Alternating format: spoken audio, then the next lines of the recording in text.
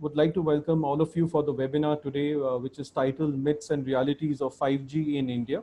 The session, as I had mentioned, is being recorded, and we are also live streaming it on YouTube. With this, I would like to now begin my welcome speech. So coming to the subject, globally telecom players, policymakers, think tanks are actively discussing the 5G opportunity, including in India.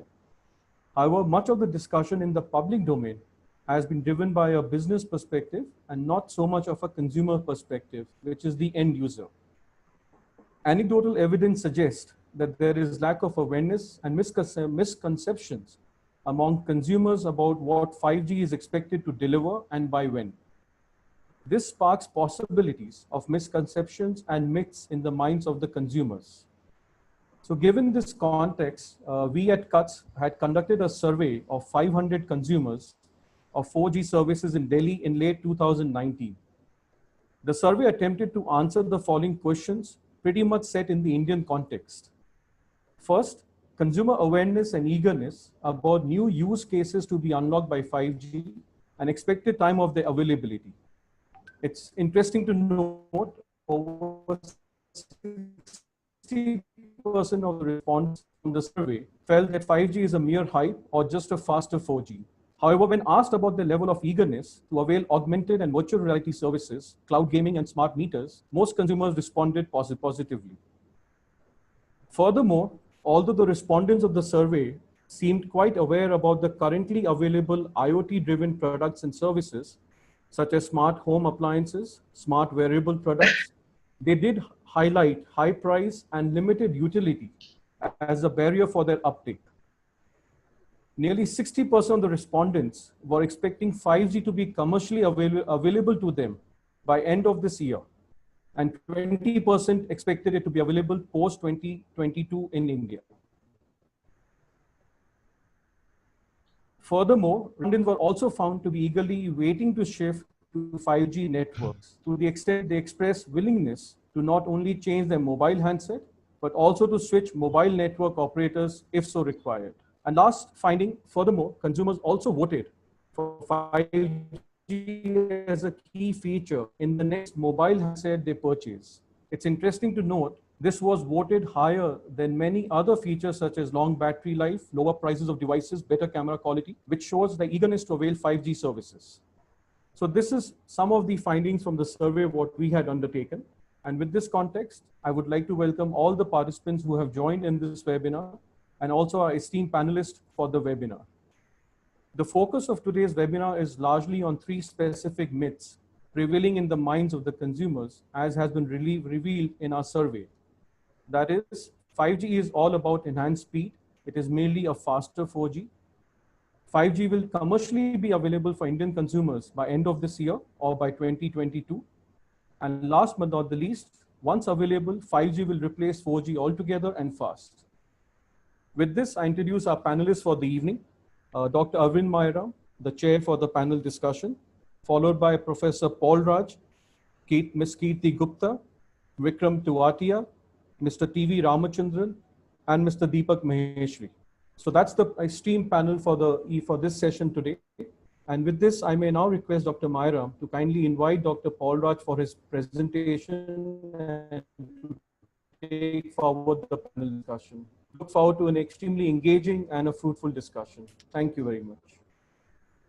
Thank you, Udai. So much do may I request Dr. Raj to make the presentation, please. Thank you. Good evening to everybody in India. Thank you for having me to the webinar. I'm speaking from my home at Stanford University. A 5G webinar, I think, is a good excuse to take our minds away from the health crisis we have today, both in the United States and in India. I'm sure we will get over it, but nevertheless, focus is always welcome. Share my screen.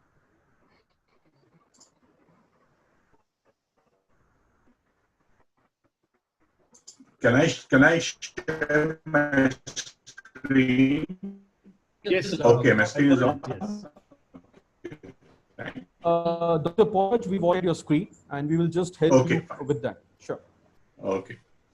So my remarks today are broadly about the global picture. I lost touch with the issues in India. I was there in December in 2019, the Minister's office regarding the big question on Huawei. But after that, I've not been back in India. So I'm sure Ramachandran and others will have a much closer picture of what's happening in India. So I'm going to talk about the global picture. Next slide.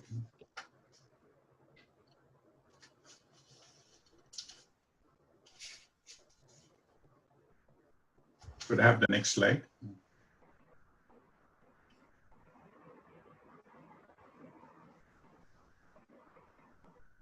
Just doing that, Professor Paulraj, there's some disturbance at our end.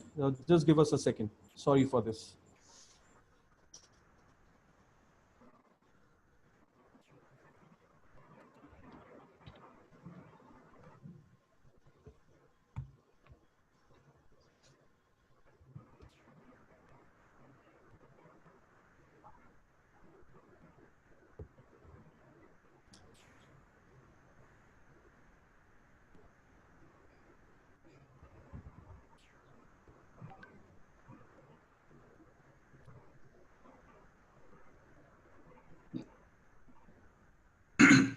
Okay, thank you. So 5G is more than another G. So we know that 2G, GSM was basically voice. 3G was, again, mainly voice, a little bit of data, and it uses the technology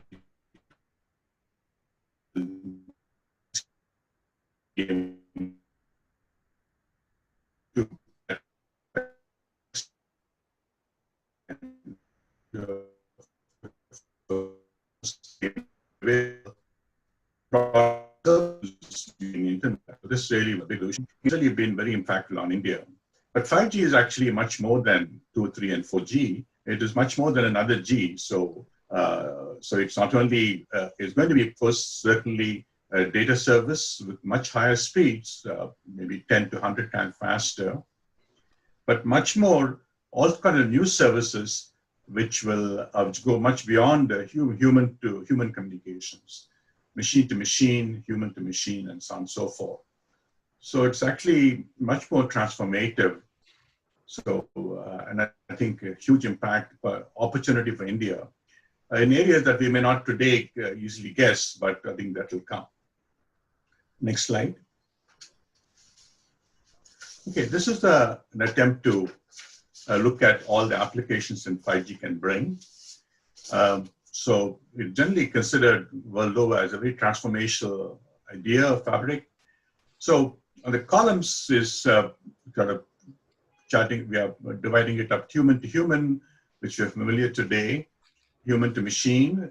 This also happens a little bit today in 4G when we log into your bank and do things like that, but also machine to machine. And so those are the three verticals of communications. And horizontally is the areas of technologies. The first layer is called extreme broadband. So that is essentially much faster communications than 4G. And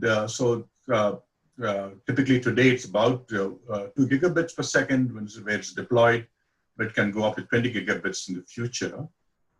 And so that will enable a lot more things, things like virtual reality and augmented reality, but also much better video calling with much more presence and much more context that will make it easier to do things like we're doing today, but also for relevant to India's fixed wireless. India's penetration of fixed wireless, that is high-speed internet to homes, is very low, only about 8%.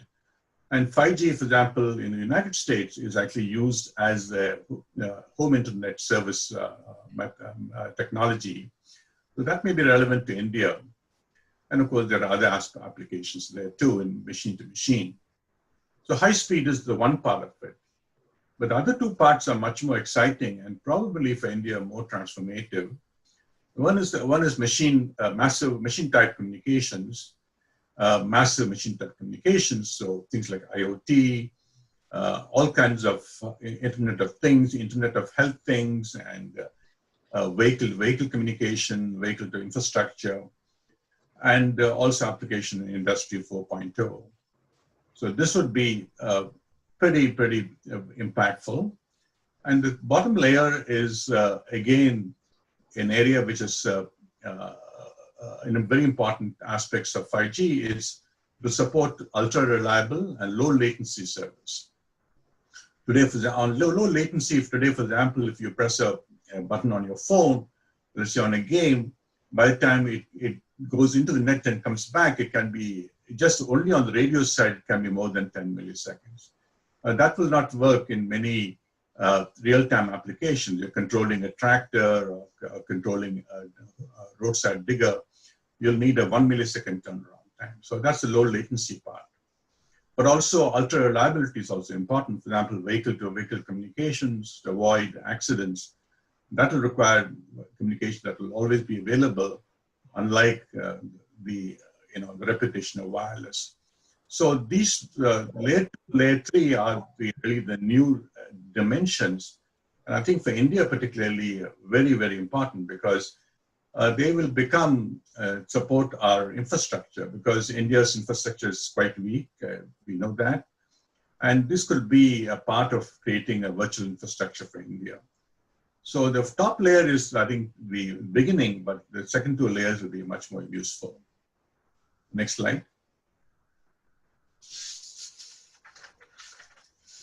So the broad vision of 5G, the next generation mobile network, this is the consortium that some of you may be part of.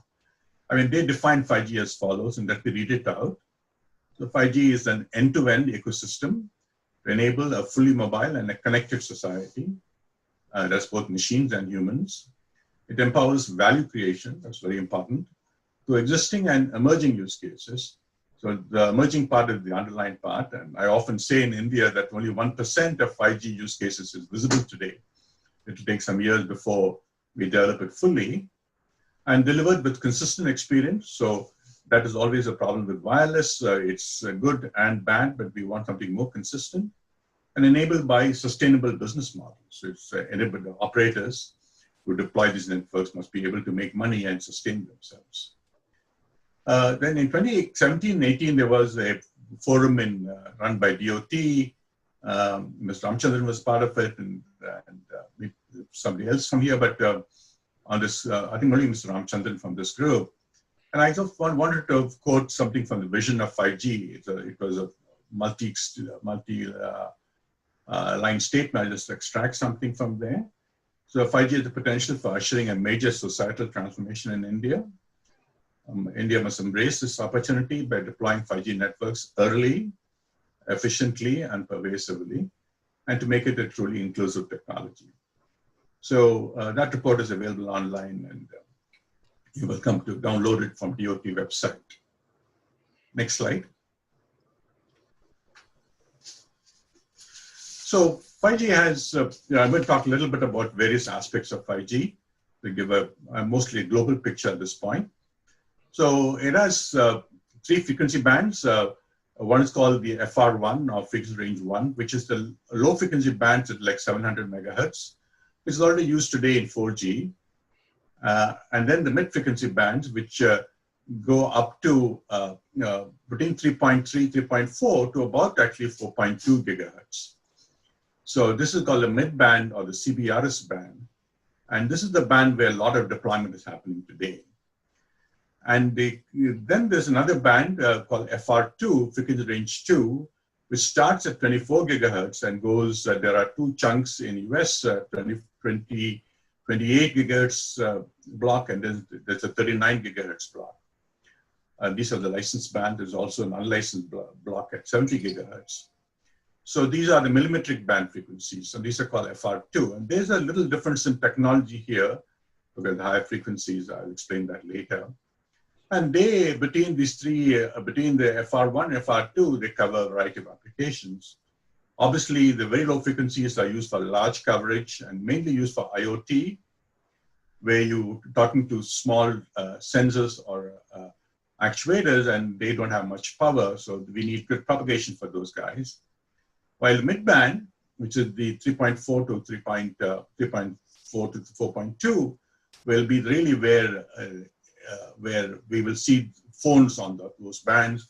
A lot of activity will be in these bands. The higher bands will focus on very high density, high throughput applications like stadiums, downtown areas, as well as, for example, fixed access to homes where you need gigabit speeds. So these are frequency bands, and many countries have allocated them. And India's recommendations were made in the DOT report, which the government has accepted. I'm quite not sure about the progress of auctions as yet, but as far as I know, we haven't done it so far. Next slide. So, the development of 5G, of any G, is pretty complicated. It involves the gathering of sometimes thousands of engineers, but 40% of them are often PhDs around the world, every 45 to 60 days. And 5G, the development started with release 13 around 2015, 2016. And the latest release just come out, which is supposed to be out by now, but it's actually delayed by a few months, is release 16.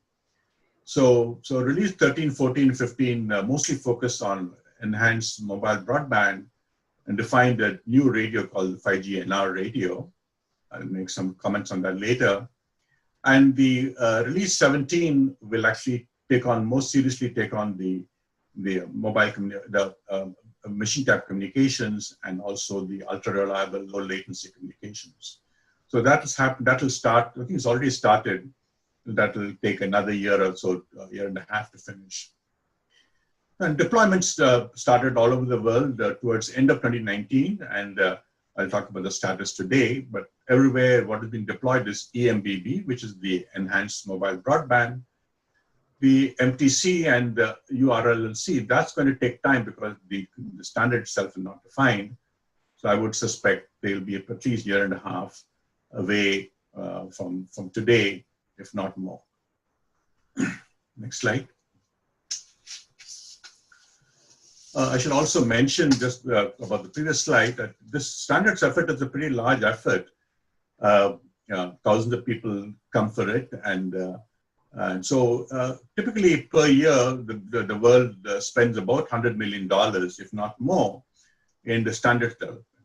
Not only the time of the people who actually attend the meetings, but there are lots of people behind these meetings, sitting in these companies, whether it's Intel or whether it's Qualcomm, whether it's Huawei, doing all the proposals and simulations. So it's a very big effort. I used to be involved with it some years ago, and so by the time I think 5G gets done, we would have spent something like $800 million just building that stack of many tens of thousands of pages of the standard. So it's a pretty big effort.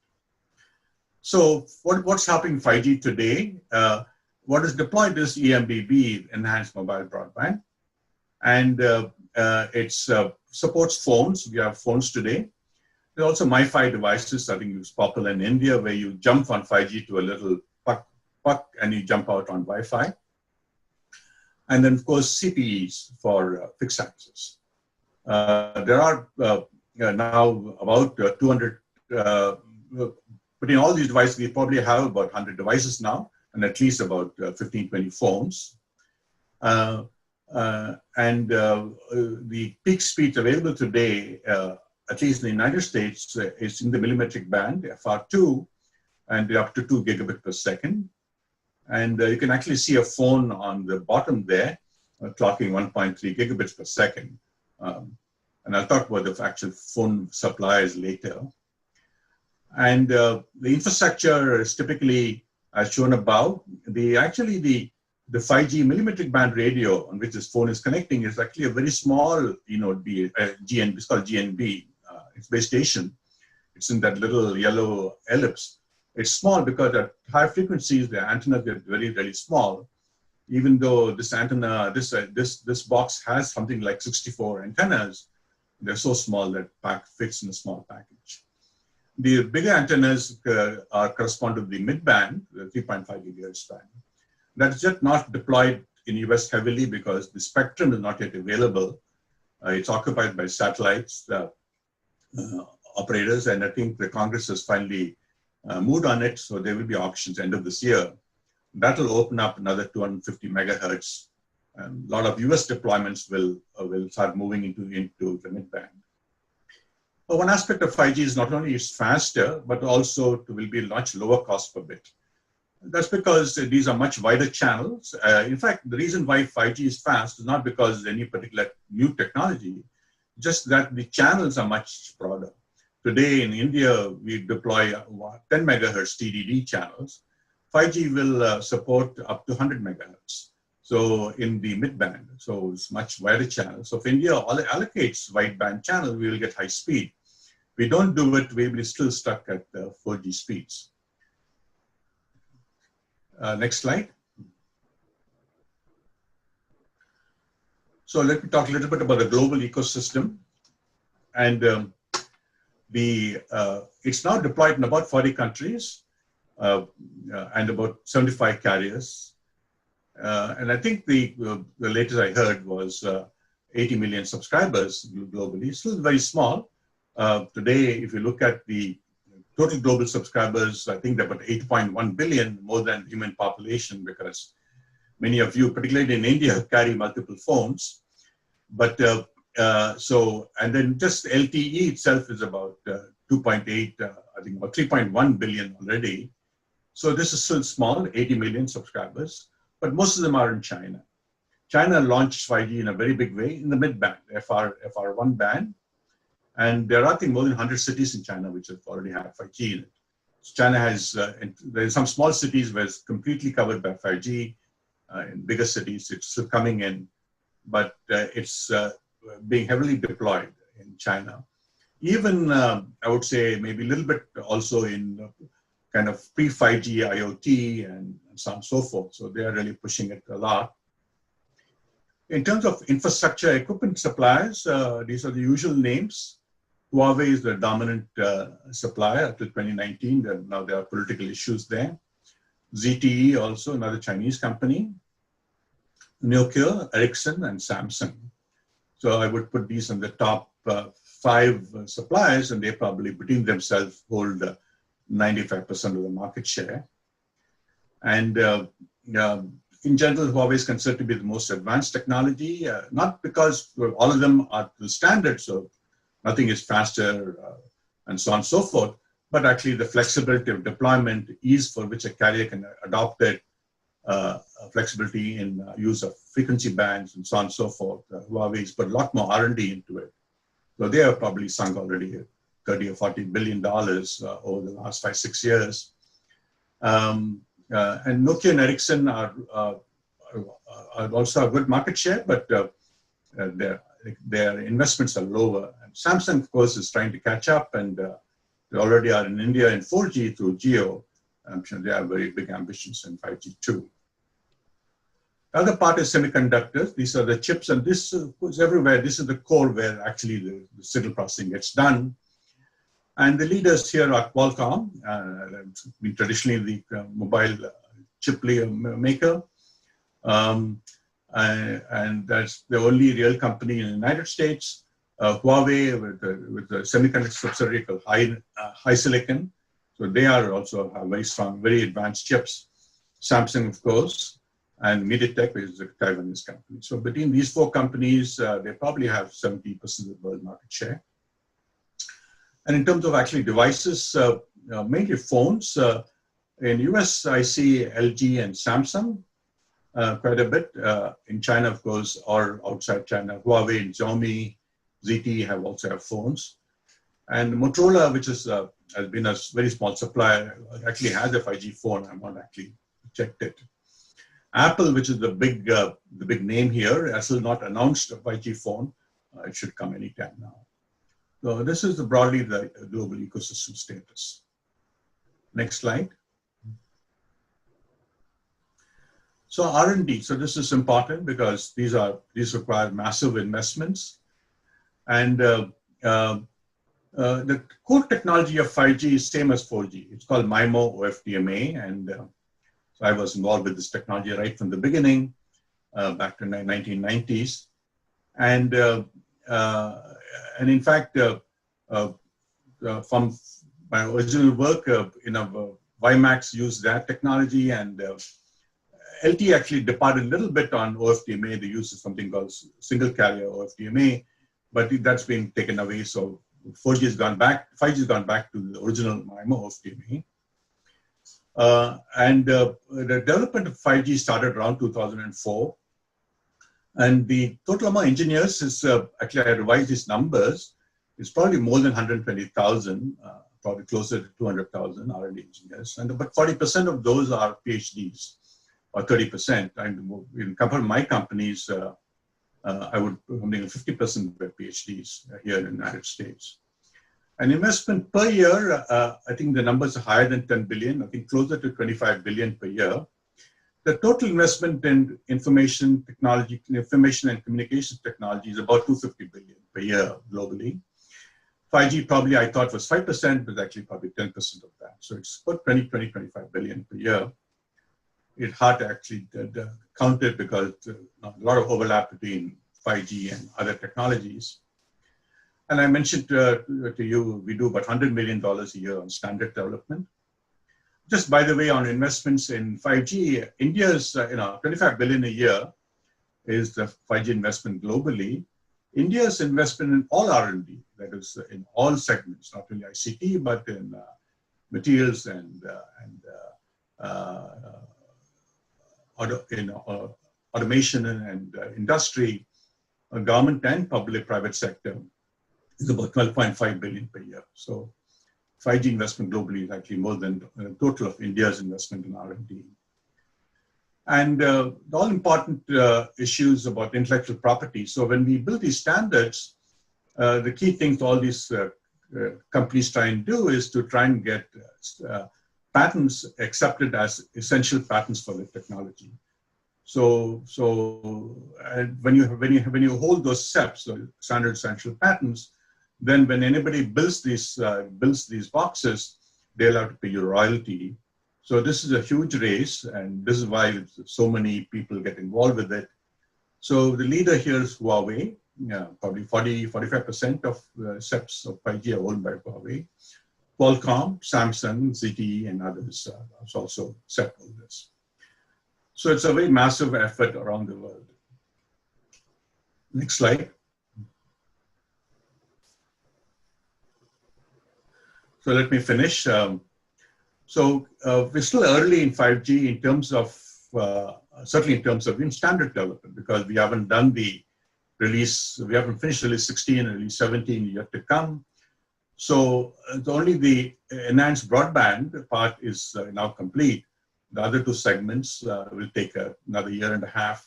So by the time 5G becomes really matures, 4 or 5 years away, this is the numbers globally. And it's generally considered to be of enormous transformation potential. And I would say actually much more for India, because it can support, help increase our vulnerability from infrastructure. We have been building infrastructure, and in the last few years we've done very well, but we still have a long way to go when we compare ourselves to the developed countries. So this can help bridge that gap quickly. So this is why DOT was very keen that something should be done here. And as I mentioned, all the application we will see is still to be invented. So it will still take time. And this is actually the area where India can excel, to look at applications, particularly those are particularly relevant to India, and build industry to develop them. So it's a big leapfrog opportunity for India, and we should seize it. So it's a very important technology. So with that, I will conclude and pass back the webinar to Mr. Mehta. Thank you. Thank you, Paul. I think you have given a very broad sweep of how the 5G environment is unfolding before us, and the manner in which this technology can completely change our experience with what we are seeing today in terms of telephones, in terms of videos, in terms of data sharing, in terms of artificial intelligence, cloud computing, the Internet of Things. All this is going to change considerably. Before we move on, and because I see everyone else who will be speaking in the panel is from the technology side, let me pose some questions, perhaps because it would be important to see the other aspects of 5G too, which are not technology, but which have a tremendous impact on the structure of, for instance, the society, how social structures will be responding to this rapid change or leapfrogging into the next generation of technology. For instance, the question of digital divide in India. Today, we are seeing the impact already, where with the lockdown, those who are better off, well off, or who have access to technology, their children are getting online education. Even Zoom is being used and other technologies are being used. But a very, very large number of students, I would say close to 70% of the students, especially those in the rural areas, etc., are deprived of it. And they are going to miss out on this period where the others are going to benefit from it. And in India, where I would say around 150 million people, according to a very well-researched paper produced by Dr. Ratin Roy, about 150 million people can be called truly the consumer class, and the rest, almost 900 million people, are not yet there. So we need to see how the digital divide is going to increase, whether this digital inequality would also then result in a spillover in economic inequality increasing. Already we have seen if you've seen Piketty's work in the last 20 years, inequalities have grown all over the world. And one of the reasons of this, the growth in inequality is also the technology. And increasingly, economic activities are underpinned by technology and the changing technologies. And these are changing the structure of wealth and how people can, how wealth is created and how wealth is distributed. And therefore, we need to also see how, because the question here would be, if we are going to have 5G and if we are going to be looking at regulation of 5G, these questions for policymakers will have tremendous importance.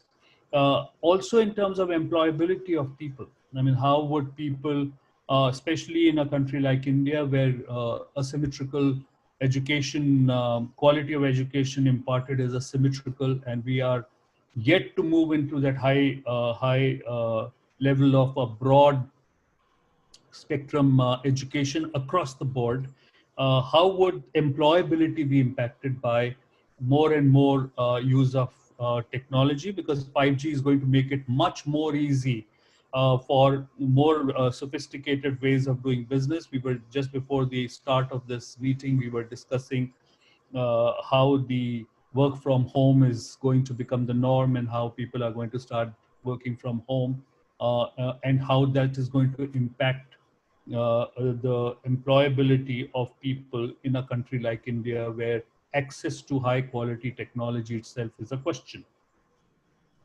My second very fundamental question on this is the impact on liberal democracy.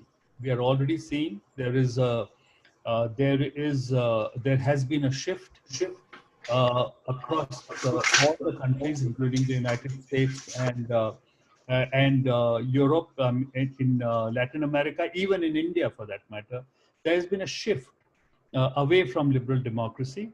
And the question of state surveillance, the question of mind manipulation, especially in terms of elections, we have seen even today a country like United States, the debate over the manipulation of election process by Russia of the presidential election has not been settled. And this manipulation is by use of technology. Obviously, it is not by going and capturing the polling booths, but it is through technology. So how mind manipulation will increase state power, and that also would have an impact on privacy. The question of privacy is still open. There is a lot of discussion on how much the state is going to start getting into our private lives, and centralization. We have already seen this. Now, one ration card, it's a good thing. I'm not saying it's a bad thing. But one nation, one ration card, we are talking about direct transfers. So central government scheme money should be directly transferred into, if the payments have to be done to the people, so the states can be, you can leapfrog over states. Federalism is coming under severe strain. And this is all because technology is playing a very important role in this. Of course, how much it will lead us towards authoritarianism. It seems like such an irony, but what George Orwell said about Big Brother watching in his book 1984 seems to be becoming true in 2020. I mean, just about 30 years later than what he had predicted. So I think these questions are very important. And while technology is, and we must discuss what are the implications of 5G on India in terms of technology and how much it can change things. But I would urge all of you who are in the realm of technology also to step back a bit and also consider how these questions will be answered. I'll stop here and I'll request Ms. Kirti Gupta to come in and make her intervention. Thank you. You'll have to unmute yourself, I think. Yeah, does this work? Yes, it does. All right, thank you so much. Udai, I would like to share a presentation if that's possible. Would you mind giving me the ability to share a PowerPoint on this meeting, or?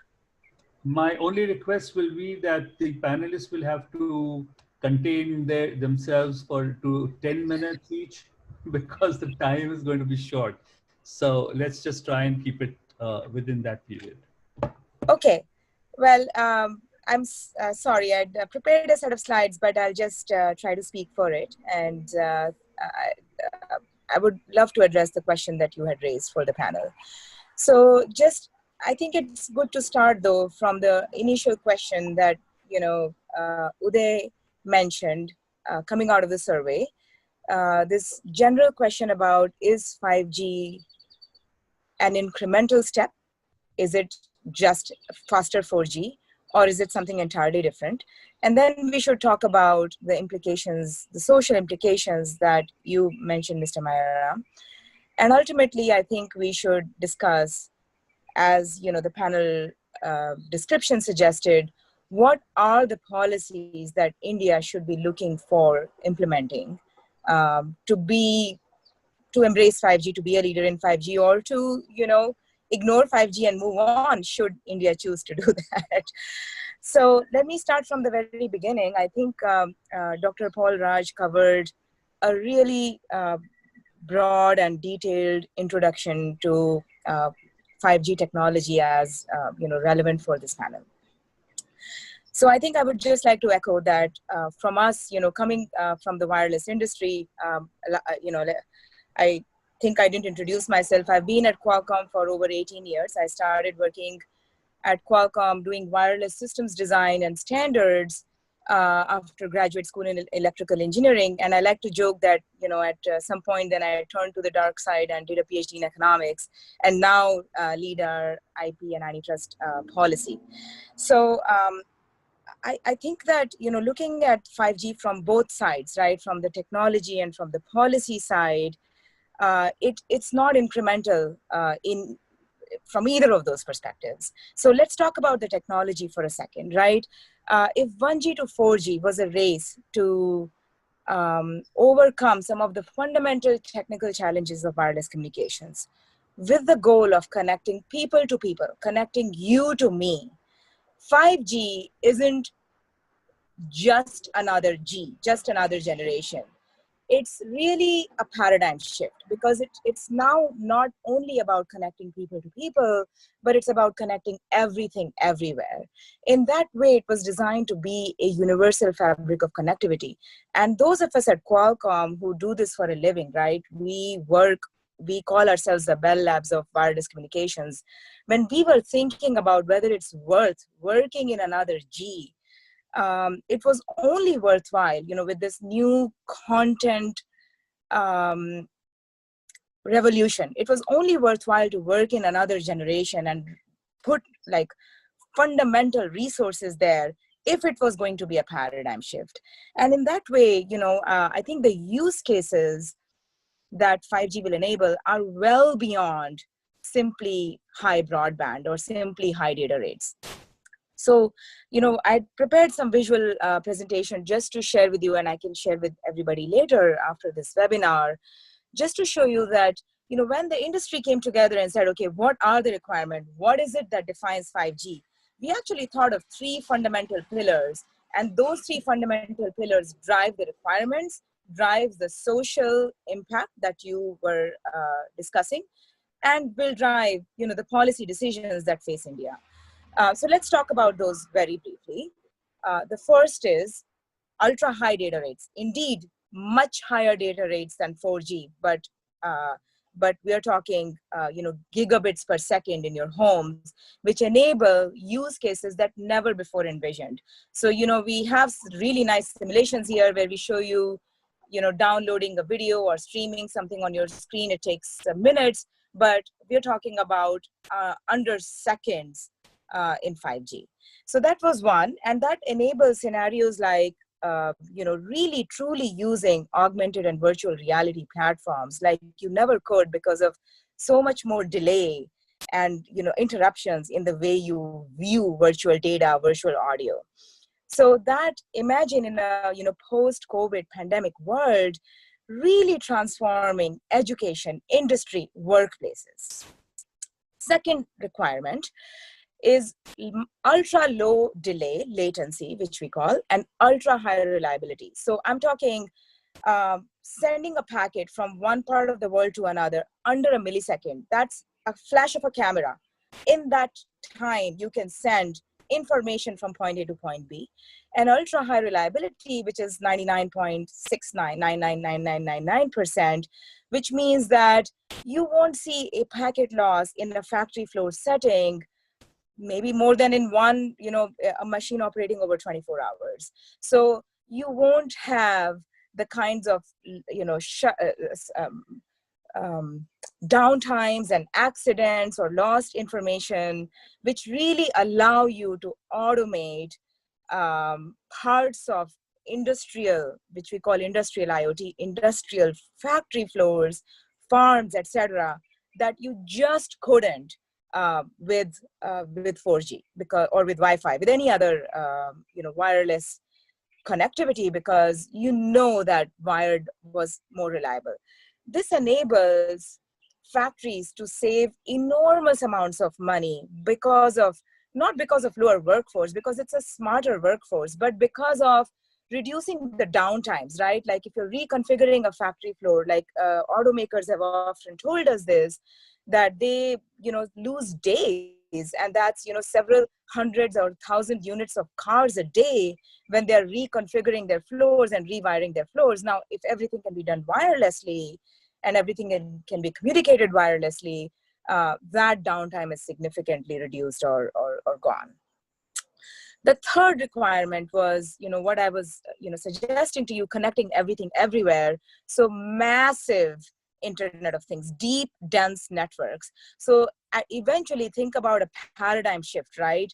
Not just when I send something to you, my phone is sending a signal, a packet to a antenna or a base station, which is then sending it, forwarding it to you. So it's a centralized method of communication. Imagine moving to a distributed method of communication where I send something to somebody near me, they send something to you, and you're creating self-organizing networks. And when you have deep, massive Internet of Things where everything is connected everywhere, you need different network architectures. All of those are envisioned features, requirements of defining 5G. So when we think about 5G as a technology, we think about these fundamental paradigm shifts, and Dr. Paulraj can give you a lecture on why these are fundamentally technically difficult science challenges. But moving on from that, it enables use cases that we could never imagine before, right? We talked about the AR, VR type of use cases. We talked about factories and IoT. We can talk about other things, right? Like imagine you're sitting in a stadium, you can stream video or of a game from any angle that you like. Imagine that your smart home is connected, your smart factories are connected. Imagine smart agriculture, crop monitoring, livestock monitoring. All of those innovations are happening today, and I'll circulate some materials that show you some of these very specific use cases and enormous number of startups entering these specific use cases to create a revolution. And we in India can choose to embrace it or to wait, but I frankly don't think that we can afford to, right? The kind of economic impact, and there are reports that exist on the estimated economic impact of 5G, because it's not only going to transform just the regular wireless mobile industry, the phones and the infrastructure and the chips, but everything. 17, 18 different industries are already poised to start taking advantage of 5G, and many others are going to follow, right? I call it the airwaves, the waterways, and the roads of tomorrow, because everything is going to communicate over a network, a system that is designed to connect everything. So ultimately, it's going to happen. It's going to happen sooner or later. And in fact, in India, it's already happening. We expect expecting rollouts in 2020, 2021. There are, worldwide, there are over 100 operators, over 100 OEMs, phone makers that have launched 5G or are planning to launch 5G in 2020. So in the traditional mobile space, 5G is already happening. In the other industries, in IoT, manufacturing, enterprises, your offices, schools, hospitals connected to localized 5G networks, it is going to happen. And then ultimately, cars and transportation, etc. Where does India fit into all this?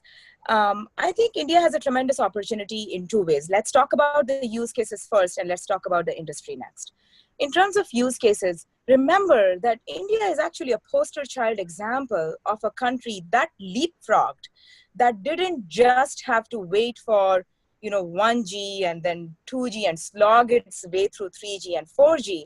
India could leapfrog into embracing the most recent generations of wireless, the Gs, which actually have been enormously impactful in closing the digital divide, right? Like there are, as an economist, I've read and studied and written papers of, farmers in remote locations or fishermen who could, get real-time information about markets and prices and transform the way they do business, right? Because they are suddenly now connected.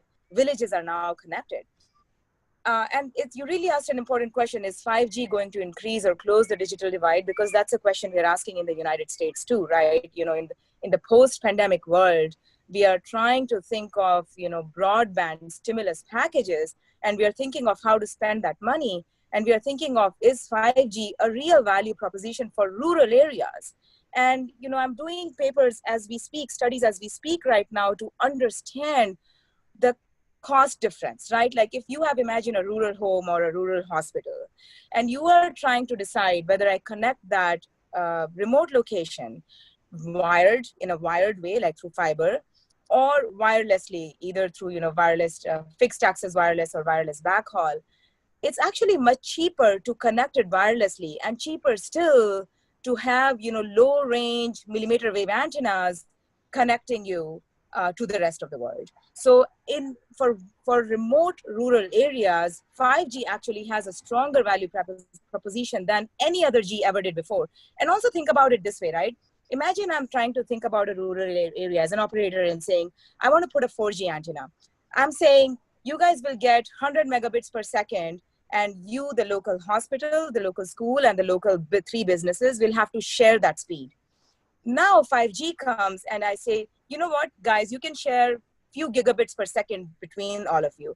That means much higher data rates, actually usable data rates for these businesses or these hospitals and schools to use. Really, the value proposition with 5G is much higher for similar amounts of investment. So I think that, 5G. Okay. Now, quickly, let me move to the industry, right? I think for use cases, there may be a much higher potential than we imagine.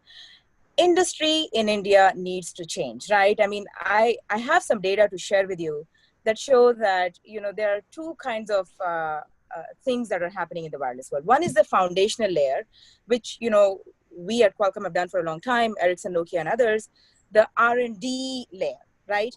Where everything sits upon that, going to standards, putting your IP there and investing in like long-term technologies. India is almost non-existent in those areas, IITs, and, I have specific data, and I'm, going to write a paper on this, publish a paper on this, which show you the like 0.2% of, overall contributions coming from Indian institutions. So we need to up our game there, and that means better incentives to do long-term R&D.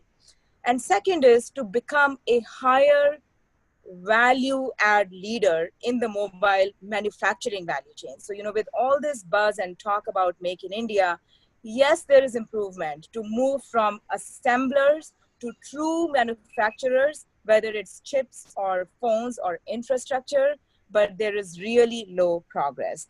As Dr. Paul mentioned, infrastructure, there are only 4 players, Samsung, Nokia, Ericsson, and Huawei. India doesn't have, any player there. Chips, we don't have foundries. Phones, we have, assemblers of semi and fully knocked down kits imported from China. But that is the place where I think we can really, more easily climb up the value chain quickly to become true legit manufacturers and then ultimately innovators. I'll stop here. I think that India has immense potential to be a leader in the 5G race, both as an industry player and as a user. And I hope that we'll continue this discussion. Thank you, Kirti. As mentioned in the beginning, Dr. Mayaram had to leave for a medical emergency at his end, so I'll take it over from here. So I think very interesting insights, Kirti, and please do share your slides so we can then send it across to all the participants. So given the positive time, I'll quickly move to the next speaker, Mr. Vikram Tiwathia. And I think taking the clue from what Kirti mentioned that there is, and she did give a run-up of what is the potential of 5G and the use cases. My question to you is, what progress have Indian cellular companies made towards the launch and operation of 5G in India? And would you think, are there any policy or regulatory challenges which would come in the way of expediting the launch of 5G in India? Vikram, you have 5 to 7 minutes. Over to you.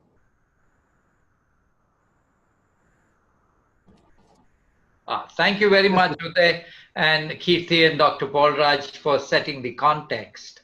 So, as being at COAI, we've got actually the pulse, we read the pulse of both the government and the operators as to where we are at present, and, what is the topic, whether it's a myth or a reality, and where are we headed. And Udai, to your point about, what the survey said, so the interesting part is, I'll just begin by qualifying on what Arvind Mayaram said. If there is one sector in India that has actually enhanced the quality of life and services for individuals, it is the telecom sector. Because you've been able to provide services into the hands of individual people, right?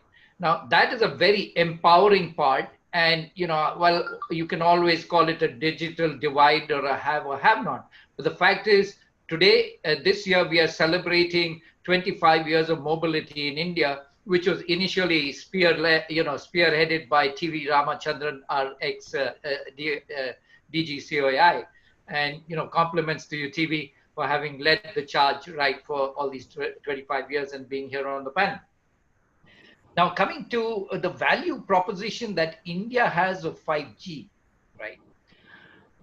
Now, the fact you have to, what does 5G do? I'll just build up on what Kirti says, that if you're able to move data around and convert that data into a service and an intelligence and a value proposition, if I'm getting cheaper apples coming in from New Zealand, where I have apples growing in Himachal Pradesh, what can I do to make India more competitive, right? And here is a technology that is available to make India more competitive, not just in growing apples, but across the board. So whether it's logistics or aviation or manufacturing or automation of industries. So if India is a very big country for auto components, it is a very bright case for auto component industry at the shop floor level for automation using whether it is the MTC, what Dr. Paulraj said, or Internet of Things, and of course, enhanced mobile broadband. So the question is, does India as a country recognize the value proposition that 5G will bring? Initially, this government did lay a good start with Digital India, because what it did was telecom in India being a central subject. The plug-in by states was not as much. So with the Digital India program, the states were encouraged to use more digitization and enhance their productivity, right? And the good part is that we worked with the government to make a broadband readiness index of states. So when you do a happening Haryana or you do amazing Bengal, out there you'll be projected where do you stand in the broadband readiness index. So if a cycle manufacturer or an apple producer or a food processing guy wants to invest in that state, where at that meeting, they would ask, what is the kind of digital infrastructure do you have? Which will make setting up an establishment in that state, more cost competitive. So this is a good part that has happened. The other part is recognizing. Now, if you see which are the countries that have actually launched or invested in 5G. So it is the countries making an investment. And to your point today, it is not just restricted to the telecom operators anymore, because 5G is a national imperative. It is not a business imperative for telcos, but it is for countries to recognize how do you want to actually use technology to provide services to your people, plus, rise up in the scale of competitiveness amongst, the nation, different countries, okay? So with that, I'll just as a pointer, would GST have happened? Would direct cash transfers have happened? UPI today is the most convenient and the best international practice for money transfers. Now, all this was enabled and leveraged by the government to provide services to common people using technology, and that too on the back of mobile broadband, right? Now the case is to extend this to everything, okay? So the good part was there was momentum initially, as Dr. Paulraj, alluded to, the 5G high-level forum. The government put in a lot of effort. All of us from the industry worked and came out with a report announced by the minister. Then there's the National Digital Communication Policy of 2018. That initial momentum has slowed down. So that momentum has to be picked up, and where the countries are racing forward, Kirti, as you're aware, that FCC has auctioned, because initially FCC lagged behind in making spectrum available, but they have taken a fast track, and the FCC chairman has emphasized, and they have auctioned spectrum all across bands. Initially, it was just 26, but mid-band they made auction 26. There's 31, and I'm told to talk of 47. Similarly, other countries, New Zealand made it free. Okay. And if you see in the country, the new realization, or actually people have realized the importance of broadband networks, particularly further enhanced in this, COVID situation. To that, what I will come is, what is India's, ability to leverage? So if we do not have manufacturing of equipment hardware, right? But what are our strengths? Our strengths are in using data to make new use cases. If we are the hotbed or the center of software expertise, right? Indian engineers and Indian software people, can you build many services which would be used over 5G? Because ultimately 5G will enable the movement of data up and down, provided that sector is digitized. So what are the services that you can make for the country, not just for the country, but for global services, right? Anybody deploying 5G, what is the service model that I can offer is one thing which is good for us. Now, the question that you posed was Indian telcos and 5G readiness. So the good part I can say is, if you see Tarang Sanchar, that is the national portal where every base station is added. For the last 2 years or so, we were adding like 1,000 base stations every day, 30,000 a month. And today we have 2.2 million base stations, right? And 77% of this is 4G. Means because 4G will provide a segue to 5G. In fact, India, that way, much more faster decision making has to take place if you have to really, make 5G a reality.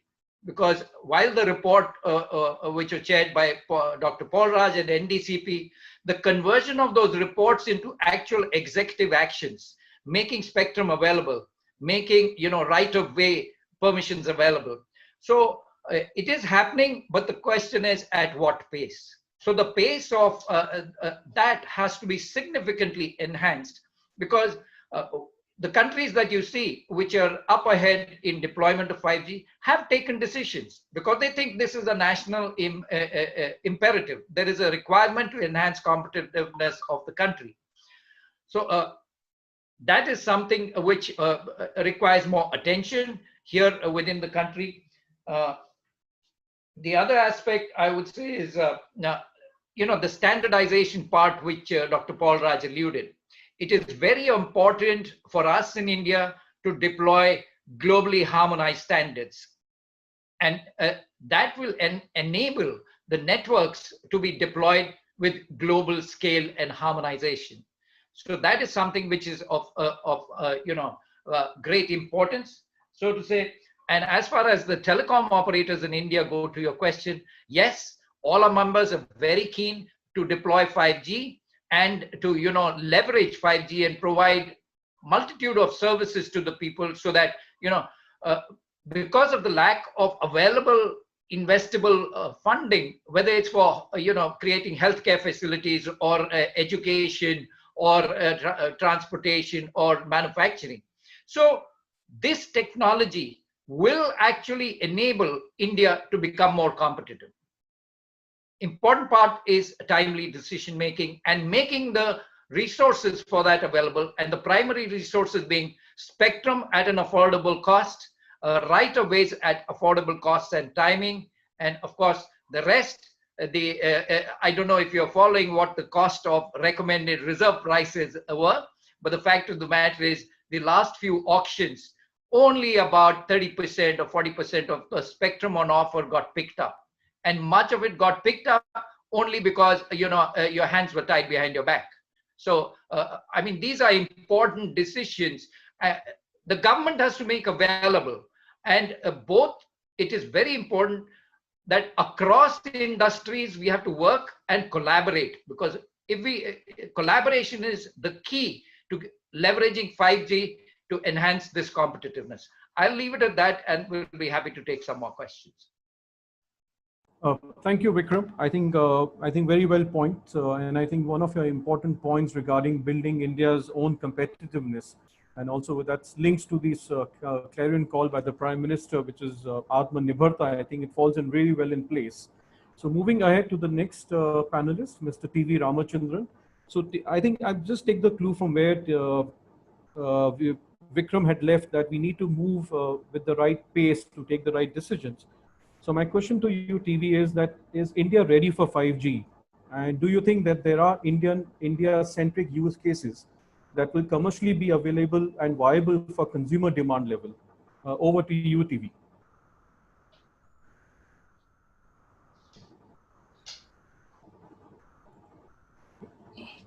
Thank you. Thanks, Udai. Respected Professor Arvind Paulraj, Emeritus Professor at Stanford, and also member of the US Hall of Fame. Respected Dr. Arvind Mayaram, he has left, of course, early. And great friend, Mr. Udai Mehta, Executive Director, CUTS, and co-panelists, Madam Kirti Gupta, Mr. Vikram Tiwathia, and Mr. Deepak Maheshwari. Distinguished attendees, I would like to, first of all, express my heartfelt thanks to Udai and CUTS for giving me this opportunity to share some views, and that too at a forum which has the distinction of having one of the world's greatest experts on 5G, the famous Professor Paulraj, as the keynote speaker. I had the privilege of serving on the high-level forum which he was driving. He was a driving force of the government high-level force for 5G. And I cannot do better than to start with my warm salutations to the professor and to request him to pardon me if there are any errors in my understanding of 5G, which I will express today. I've been instructed very strictly by Udai to confine myself to answering to two questions. That's a very clear mail sent to me. And the questions are, is India ready for 5G, which is pointed out? What about India-centric use cases, which will be commercially viable? Is it premature for 5G to be rolled out at this stage, given that 4G is still at a nascent stage and parts of India are still reliant on 2G and 3G? Secondly, how will Atmanirbharta impact the rollout of 5G? Udai, you have not been fair to me at all. Both questions are extremely complex issues, difficult to answer, and not only because of the techno-economic aspect, but because of the powerful geopolitical issues involved. Faced with this tough situation, I'm tempted almost to follow the sage counsel of the famous, brilliant US Defense Secretary, Robert McNamara, who advised that do not ever answer the question posed to you. Answer the question which you would have liked to be asked of you. So I could do that, but Udai being an old young friend, I cannot go against what he has requested. So my endeavor would be to answer honestly and to the best of my ability and knowledge in this area. Taking the first question, whether we are ready, answer is somewhat ambivalent. With all due respect to what the earlier speakers have spoken about, I would say that from my point of view, it's a very strong yes for 5G today. If you're talking about immediate rollout of private and campus networks or LAN networks. But for the second part, I would say it's a bit difficult, challenging for macro, circle-wide and nationwide networks. You might be puzzled by this, but I can give you 6 specific reasons why there are challenges. But at the same time, I'd say India has been great in always resolving challenges. We always have had great challenges right from the 2G days, and we've been overcoming them one by one. 6 challenges for wide area networks of 5G are fiber. It's well accepted, and Dr. Paulraj has been indicating also that we must have at least 80% of the towers fiberized if we're going to use 5G. Unfortunately, in India, we are still up to only about 25–30% best of towers fiberization. So we need to move fast there. Secondly, download capability. Ultimately, everywhere you need huge download capability, not just depend upon mobile networks. And there again, we are slightly at a disadvantage that we are far below the global average. I find that in India, we are at about 236 Wi-Fi hotspots per million pop. The world average is nearly 200 times higher at 46,410 hotspots per million pop. Public domain data available on iPass. Spectrum available. Much has been said about spectrum by Professor Paulraj and Vikram, and I think Kirti also. I would only say that spectrum allocation today in India is far below the desired level. For example, the amount of 5G spectrum indicated for us is only about 175 megahertz totally, which is less than 1/3 of what US is having. And 175 megahertz means, and that in the mid-range band, that means with 4 operators, you can hope for 40 megahertz per operator, 20 up, 20 down, and probably 1800 would serve that better, because 1800 will have more coverage power, carrying power. So we have got a challenge there. Quickly, we need more spectrum. Thirdly, price of spectrum is today several fold higher than other countries. And I'm talking here with hard data available and without just comparing absolute numbers. Because if you compare absolute numbers, it will seem even higher. But applying the correction for ARPU, the normal purchase power parity does not apply because it's not an off-the-shelf item. It can be only bought by telecom operators from the government. So the right thing is the purchasing power of the telcos, which is decided with the ARPU. And applying those corrections and for the POP, I find it's at least 4 times higher. And that's going to be a huge challenge in this current situation. Fifthly, millimetric waves, which Professor Paulraj rightly emphasized. That's absolutely essential for having the high data carrying capacity. And that's not yet on the cards for release for allocation. There's no recommendation, no plan for auction of that. Sixthly, use cases. On top of all these resource challenges, I'm afraid there have been no real trials yet of use cases in India, 5G use cases. And the opinion of experts and the opinion of the high-level government forum was you need at least 6 to 9 months of intensive field trialing to see the commercial viability, establish, fine-tune the cases. We can't afford to go just headlong into it without testing it. So that's again a challenge. Keeping these in mind, I would say that these large macro networks, widely data networks, will take a little time. It's not immediately available. We have to do. But coming to the next point, the private networks, they are definitely on because these aspects don't pose challenges for private networks. If we talk about campus, IITs or research institutions or an AIMS hospital or factories. I was recently in a seminar, NASCOM seminar, I was speaking in where they wanted it was all 90% of the audience was manufacturing, and they wanted to know when 5G can come to them for productivity, for efficiency, cost reduction. And that we can do even today.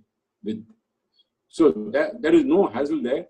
We can deploy private networks for all these healthcare, for education, research, factories. And India needs manufacturing efficiencies in a big way if we are going to take care of the current geopolitical opportunities. So there, I think we can start going. In fact, I would say this is one of the biggest opportunities before us. In fact, as per KPMG, 5G will be a boon to the economy, although the revenue generated in the initial stages by wireless carriers from the emerging technology would be rather modest. And they have estimated, KPMG, that increased spending on connectivity, hardware, software, and so it could drive more than $140 billion of annual revenues worldwide by 2023. KPMG predicts, however, that only about 11% of the spending will go to connectivity. Balance 90% will go to all these, what I refer to as private networks initially. These are serious possibilities above us. We next go on to think, how do we set up these private networks? I think this is a big opportunity. telcos, for example, could help set up these private networks for all these entities, whether it's a Hero Honda, whether Maruti Suzuki, Toyota, they would love to have it. And telcos could provide them, they could provide to AIMS, provide to educational institutions, but not just confined to telcos. We could, in my view, this should be made available opportunity for all, because private entities should be able to set up on their own also. You don't need a license, because the private network is not interconnected to the PSTN. That being the case, there are no security hazards, no other issues. You should be able to have them on a standalone basis, like a captive CUG network. So that is a huge opportunity before us. And such private networks could use things like what my friend Vikram referred to. Recently, FCC released 1200 megahertz in 6 gigahertz band for Wi-Fi 6 and others. And that sort of thing could eminently meet this requirement. Your next question, Udai, was, is it premature for 5G? Whether we are jumping in too early, can we wait? And of course, Kirti said you can leapfrog. I would say that the answer is this type of thinking that the market will wait for us is, I think, rather suicidal. Markets remind me of physics. Nature abhors a vacuum. Like that, markets abhor a vacuum. If there is a need, and there is a need in India today, if somebody doesn't jump and fill it, markets don't wait, they move on. So we have to do that, because this is a mistake which was made for 4G. We thought 3G could do for a couple of years more, 2-3 years more. And we were proven sadly wrong. 4G came in, really disrupted the market because consumers lapped it up. Indians love technology. Time and again, Indians have demonstrated their penchant for technology. So we have to take that into consideration. We are not premature for 5G. Going on to the second question about Atmanirbharta. TV, 1 minute. 1 minute. Yeah, 1 minute. Sure, because a very short answer. From BIF, we completely support the government policy of Atmanirbharta, 100%. And yes, India could get adversely impacted in the short term, both in terms of delayed rollout as well as equipment costs, if we have to go strictly by this. But I think there is a golden opportunity here to take a balanced approach and apply the law of proportionality.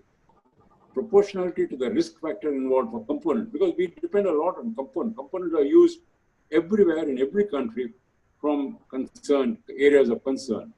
So we should look at a holistic view, a balanced view, and go forward, but utilize this opportunity. Due to the COVID delays, 5G is getting delayed everywhere. We should use this opportunity to get India in the manufacturing map of the world. I think this is a golden opportunity. I would stop with that. Thank you. Thank you, TV. I think the point, what was raised by you and also by Vikram, is the emphasis on manufacturing in India. And I'm sure we can have a complete different webinar on what are the issues when it comes to adding value and manufacturing in India. But taking the clue from your point about whether are we ready, and as you rightfully said, that the market will not wait and it is going to be suicidal. So my question to Mr. Deepak Maheshwari from that perspective would be that does the current financial position of the India's telecom sector companies allow them to make investments in the buying of the 5G spectrum? And when do you think would the same be auctioned? Over to you, Mr. Deepak. Myself? Okay. Yes. Thanks for that. And so being the last, perhaps a lot has already been spoken, what I could have spoken or wanted to speak. But nevertheless, thanks for this opportunity. Now, when we are looking at is India ready for this type of deployment in terms of especially the telco's readiness? And as was mentioned earlier by both TV as well as by Vikram, I think one major challenge is that the telcos in India are under heavy debts. And over the past few years and months, we have seen this massive consolidation in the market. That's one aspect. But at the same time, everybody, whether it's the public sector telcos or the private sector telcos, everybody's bleeding. And their total debt on the industry is actually rising quarter by quarter, month after month. And in that scenario, to expect these telcos to shell out huge reserve prices, and on top of that, of course, bid I'm sure that the government expects them to bid beyond the reserve prices, not just stop at the reserve prices. I think that's a rather an unfair and undesirable thing to do. Yes, the Supreme Court did mention in 2012 that the natural resources like spectrum should be auctioned. But that does not mean that we need to set a very high reserve price, number one. Number two, it doesn't even mean that we need to have a reserve price in the first place. So, for example, India could also try out an auction, at least as a test case, without any reserve price. Of course, you'll have to have safeguards around the competition issues because the number of operators is less. So you need to have safeguards against those type of possible collusion. But at the same time, there's a possibility to do without that. And one specific point is this. The last auction, which happened in 2016, as Vikram mentioned, only 40% of spectrum was picked up in that. And interestingly, the 700 megahertz, there was not a single bidder for that. And if we are looking at the rural rollout and many other things that was mentioned earlier, the 700 megahertz gives us an enormous coverage. Of course, it may not give you a very high bandwidth because the channels are quite narrow there, but 700 megahertz gives us more enormous coverage. And that's the one particular area that we should look at in terms of doing this auction. Now, one possibility could be to look at the unlicensed spectrum, as was mentioned by TV earlier. So, for example, FCG just about 3 months back, they did this 1200 megahertz and the 6 gigahertz unlicensed. And it is not that it is all unlicensed. So there'll be licensed operator, but there'll also be unlicensed operation. And as was mentioned by Mr. Ajit Pai, unlicensed operation at this point of time in the 6 gigahertz, they are permitted only for indoor or in-campus usage, which actually ties back very well with what TV was mentioning just a few minutes back. The second aspect is obviously you also have other type of technologies like Wi-Fi 6 and many others, which could also be used along with the small cell networks of what is being mentioned in terms of 5G. But beyond all these things, I think two things are important for us to notice. Number one, way back in May 2004, then telecom minister who had just taken over on that day mentioned that India was going to skip 3G and we'll migrate to 4G. Never happened. We actually went to 3G and then of course we had to go for 4G. Today we are talking about 5G and I'm sure that yes, we should do 5G. But as was mentioned by Professor Paulraj right in the beginning, that the development of 5G started way back in 2004 and the first deployment started happening in 2019. So there was a 15 years lag during this time. I'm sure as and when 6G comes, it won't be a 16 years gap at that point of time. It is going to be much compressed. At the same time, in 2G, India had absolutely no say. In 3G, we just started sort of making a little quibbles here and there. Okay, this should be there, that should be there. In 4G, a little bit more, some contribution from India. In 5G, yes, LMLC has been accepted as one of the candidates in terms of large coverage and limited mobility. But I think when it comes to something like in future, as was mentioned earlier also by Kirti and others, when we are looking at not just manufacturing, but also in terms of development, we should look at not, as was mentioned by the famous coach, don't just look at where the puck is, but also look at where the puck is going to be. So yes, 5G is now and here. I think that's something that we need to embrace and we need to work and go on with it. But beyond that, we should look at 6G and other type of technologies also as they are unfolding in future. And the other aspect is that this concept of India-centric use cases, I think what we need to look at is instead of saying India-centric use cases, what we need to look at is India-relevant use cases, which are also scalable and may find application around the world, especially in the global south. So whatever we develop in India in terms of education, healthcare, agriculture, etc., with little bit of tweaks here and there, would also find huge amount of uptake even in Africa or for that matter in Latin America and elsewhere. Vikram did mention about the payment side. So I just want to mention one data point. A few years back, the number of digital transactions digital payment transactions in India was 6 per capita per annum. And last month, in the month of June, we had just single month, we had 1 digital transaction per capita in 1 month. So from 6 in a year, which is about 0.5 in the whole year, we already have a situation of 1 in a month, which is almost like 1 to a huge multiple here. And I think those are the type of things that we also need to embrace much more. And the second thing is, in terms of artificial intelligence, cloud computing, Internet of Things, etc., we also need to look at what is it that we can do here, which is not necessarily only about high-speed download, which of course TV did mention, but also about high-speed upload. Because I think with 5G and cloud computing and AI, increasingly the web is going to be more symmetric rather than asymmetric. So the type of speeds that we need to look at is not only in terms of the download speed, but also in terms of upload speeds. Because, for example, if you are going to do a robotic surgery or let's say even a live video conferencing like this, you need a almost symmetric type of situation in terms of the traffic management on the network. So I would just like to stop here, and maybe we can have questions later. Thank you. Thank you, Deepak ji.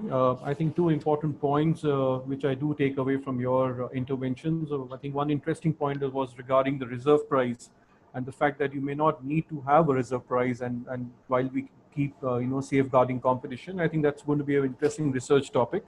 And I think the second important point you spoke about scalability. And I think your point is very well noted that rather than talking about India-centric cases, I think it should be India-relevant cases with the opportunity to take it beyond India and across the borders and the boundaries next to India. I think with that, I'll now take the floor, and we do have several questions from the participants. I quickly wanted to just check with all the speakers. I know we've already touched 8:30. If we could just take it beyond 10 more minutes, would that be fine with all the speakers? Yes, it's okay. Sure, thank you very much. So very quickly, the first question is for Professor Paulraj from Mr. Anupam Khanna. And the question is, what is the scope of ultra low-cost devices and phones with limited features? Is anyone developing these around the world? Professor Paulraj. Will you just repeat that question? Ultra low power? Sure, I'll just repeat that. What is the scope of ultra low-cost devices and phones with limited features? Is anyone developing those around the world? Right. So I think perhaps Kirti will be a better person to answer that question. But in general, the cost of semiconductors is the key part of these systems. And we have a lot of volume in semiconductors, prices will fall. So there will be a lot of price erosion. And I think already smartphones, 4G smartphones are incredibly cheap in India. So 5G, maybe in the millimetric band, will take a little more time to get there because these devices are still new. And Qualcomm, for example, is a major supplier here. But in the mid-band, I think the prices should touch 4G prices very quickly.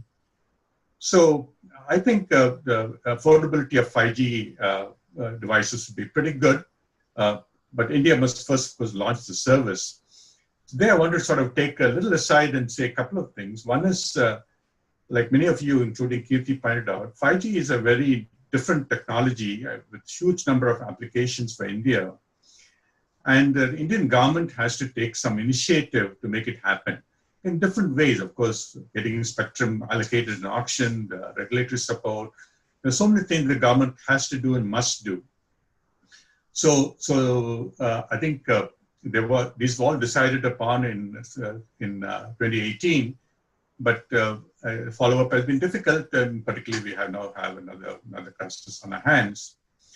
But another comment I would make generally to the Indian audience is that I've been in India in 2019 about 6 or 7 times, or maybe more, meeting at with the Prime Minister's office and the PM also, but not on 5G, but on a broader issue of core information technology. In fact, India has to build capability there. But in general, what I come across is that, and this is the same almost every government in the world, but more so in India, is that the understanding of technology and, for example, understanding of value of 5G is always difficult. And certainly, I think one thing we have to do in India is to communicate better with our top civil servants and carry them with us, because what I notice is that grasp of the implications for the country of this technology is not where it should be. So this is not to criticize India, I think it is the United States. But in India, the government is all powerful. And so I do think that the ability to communicate with our top civil servants, actually even with the Prime Minister, is important. So with that, to go back to the question, I think 5G phones will get fairly cheap enough once the volume builds up. So I'm quite confident. Thank you, Professor Paulraj. We're moving very quickly. The next question is for Kirti Gupta, and that's from Mr. Rajendran. Every rollover in the generation 2G to 3G to 4G and 5G entails enormous costs. Can the tech world ensure a less costly upgrade path?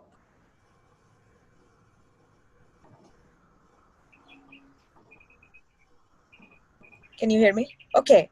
Yes, Kirti. Yeah, that's right. And that I think that relates to the previous question. And when you look at, there are actually nice charts that show every time there's a new generation, it's shift in technology, right? There is a spike in prices and then it drops really quickly. And you see that, for 2G, for 3G, for 4G, you see the prices go up because the very first products are at the frontier of the technology. They're the high-end products. And then as everybody starts implementing the technology, the prices decline.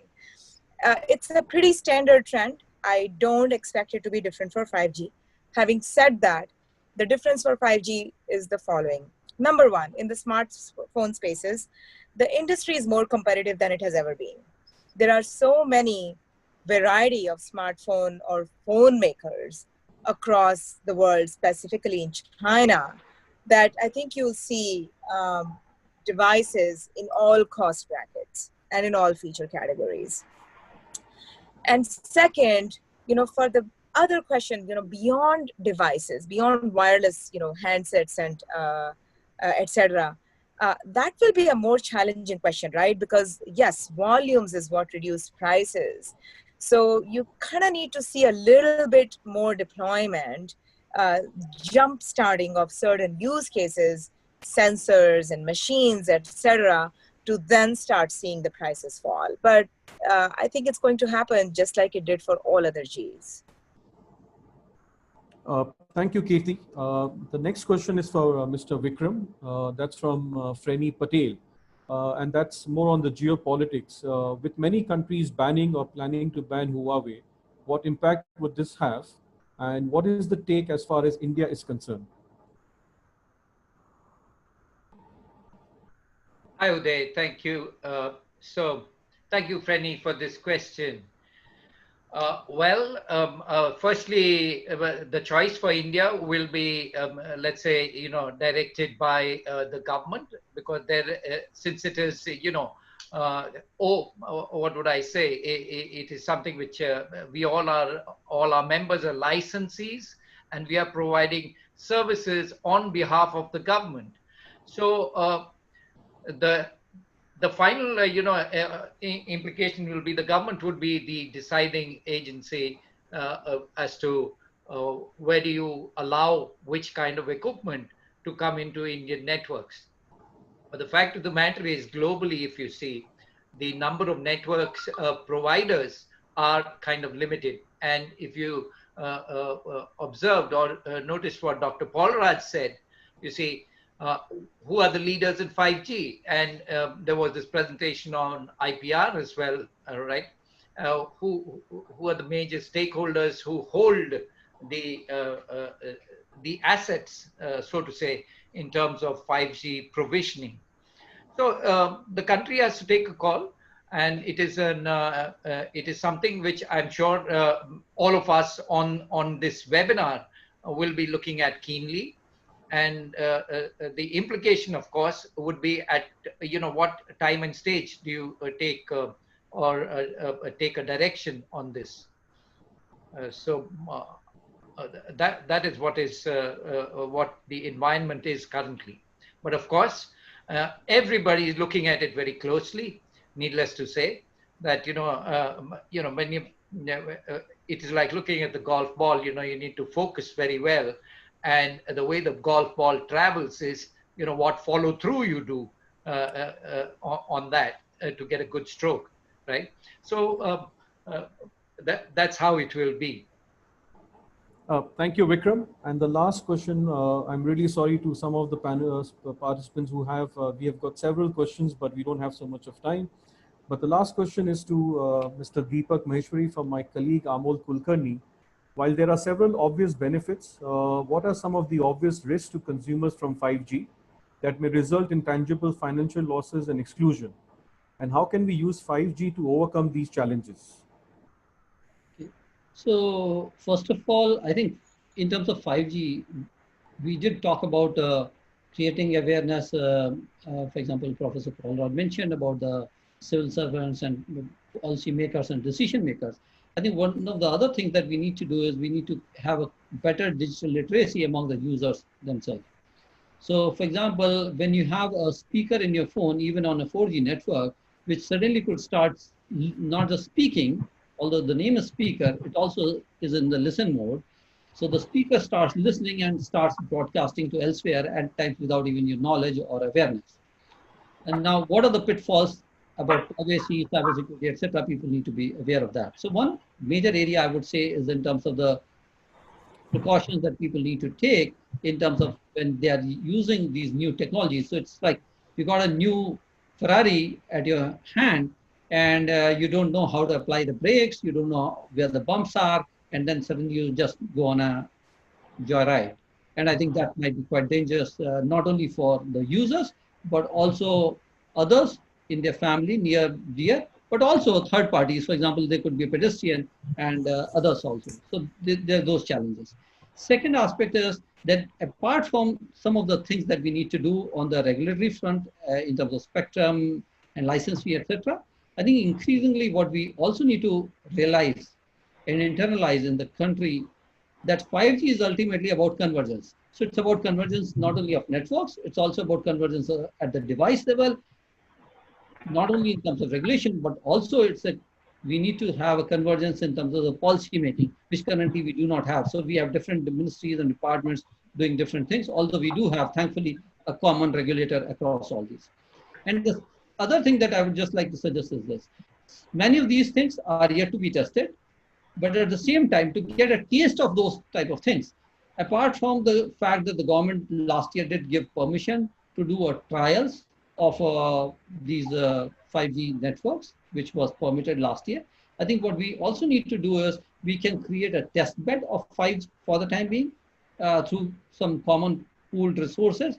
And there people could work with academia, with research, with startups, etc., in terms of trying out new type of use cases and also learn about how to do different type of things so that as and when the networks are really ready and being rolled out at scale, we also have the necessary skills and speed on how to use these things.